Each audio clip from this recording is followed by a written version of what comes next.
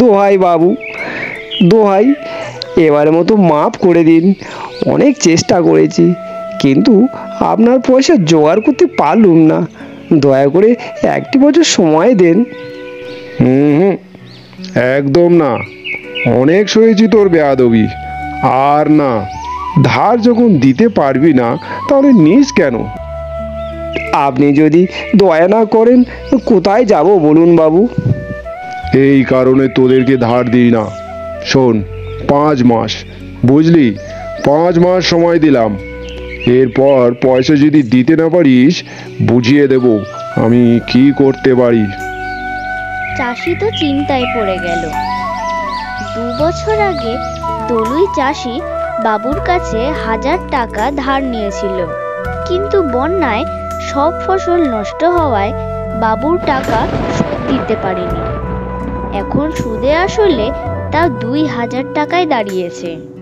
এদিকে তার নুন আনতে পান্তা ফুরানো ঘরের অবস্থা। তার উপর বাবুর এমন ধমকি। একরাশ চিন্তা আর কষ্ট নিয়ে দলুই যখন বাড়ি ফিরল, বউ বলল,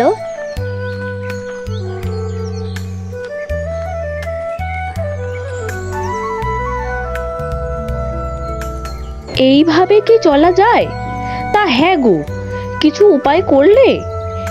এক কাজ করতে তো পারো, তুমি তো কলকাতা কাজে যেতে পারো চাষবাস ছেড়ে। সেই যখন চলছে না মাঠে ঘাটে।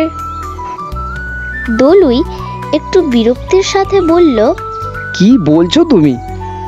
কে দেবে কাজ? তাছাড়া চাষ ছাড়া বা কি করতে পারি? মনে রেখো, চাষ শুধু আমার কর্ম না, আমাদের জীবনের একটা অঙ্গ। কি করে চাষ ছেড়ে শহরে যাই? তুমি চিন্তা করো না, কিছু একটা করতে হবে। রাতে যখন দলুই চাষি ঘুমাতে গেল, ঘুম আসতে দেরি হলো।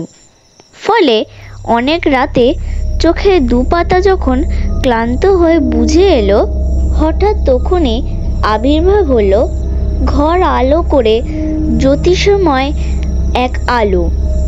সব যেন স্তব্ধ হয়ে গেল।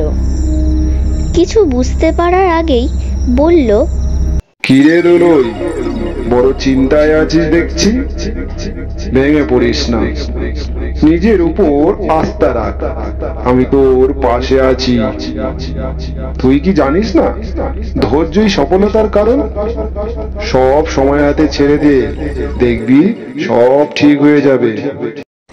ভোরের পাখির ডাকে যখন ঘুম ভাঙল, চোখ খুলতেই মনে মনে ভাবল, ভোরে যা দেখলাম ও কি স্বপ্ন না সত্যি। কেন জানি না তখনই এক বুদ্ধি উকি দিল দলুইয়ের মাথায়। দলুই তার বউকে বলল, গিন্নি, ও গিন্নি, কই গেলে শুনছো? হ্যাঁ, এই তো, বলো না, রান্নাঘরে শুনছি। হ্যাঁ, কাল বাজারে দেখলাম বেগুনের খুব চড়া দাম। তা বেগুন চাষ করলে কেমন হয়? দেখো, এর আগে যা চাষ করেছি তা প্রায় অসফলই হয়েছি। করে দেখতে ক্ষতি কি? তাছাড়া বেগুন দিয়ে কত কি তৈরি হয়, সবজি, ভাজা, তিতো, আরো কত কি।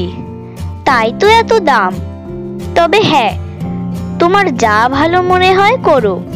মনে রেখো, আমি তোমার সর্বদা পাশে আছি। চাষি আর সময় নষ্ট না করে সকাল সকাল লেগে পড়ল।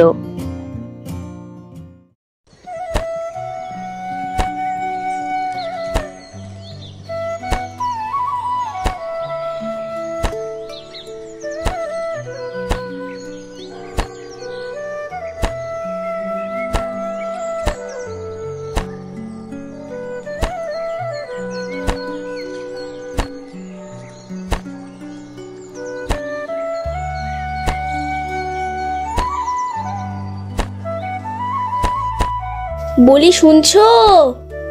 এই নাও, খেয়ে নাও। একভাবে আর কত কাজ করবে? নাও দেখি, একটু জিরিয়ে নাও, জিরিয়ে কাজ করো ওখানে। এরপর প্রায় 3 দিন লেগে গেল মাটি খনন করতে। বেগুন চারা বসিয়ে এক বিকালে চাষি ঘরে ফিরল। শুনছো গিন্নি, আর চিন্তা করতে হবে না, খুব তাড়াতাড়ি এই ভাঙা ঘরে চাঁদের আলো পড়বে গো। এই চাষ যদি একবার সফল হই, সব দেনা দিয়ে নিজেকে ঋণ মুক্ত করব। তাই যেন হয় গো, ভগবানকে তো দিনরাত ডাকছি। বাবা, তোমার এত কষ্ট না আমার ভালো লাগছে না। আমি যদি তোমার কোনো উপকার করতে পারতাম তাহলে ভালো হতো। তাই বুঝি? বড্ড বড় হয়ে গেছিস দেখছি। সত্যি যদি সাহায্য করতে চাস তাহলে পরীক্ষায় ভালো রেজাল্ট করে আমায় উপকার করিস তো মা। দেখতে দেখতে 3 মাসের মধ্যে বেগুন গাছে ফলন দেওয়া শুরু করলো। চাষির মনে আর খুশি তো ধরে না। খুব সুন্দর বেগুন হয়েছে, বেশ বড় বড়।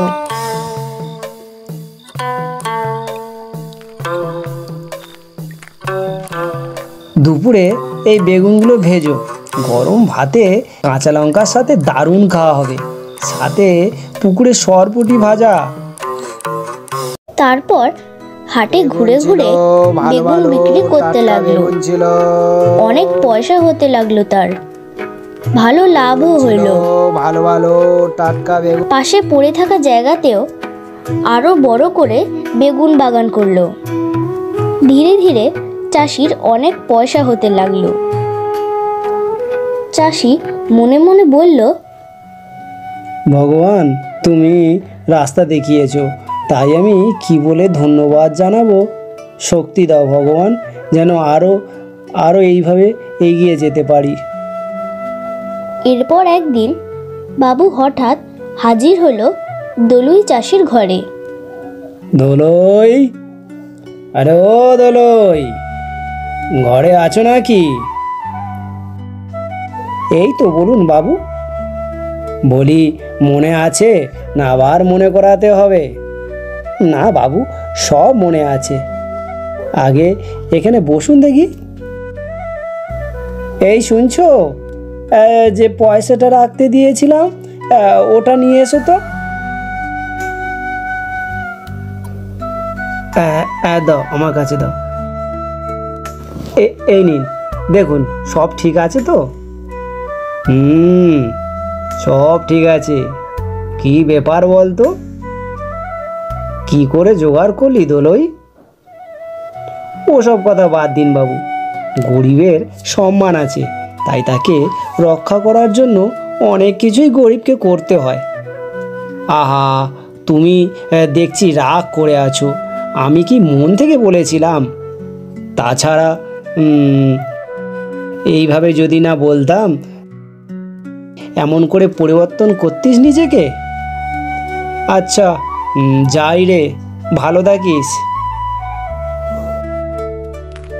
তারপর গরিব চাষির আর কষ্টের দিন রইল না।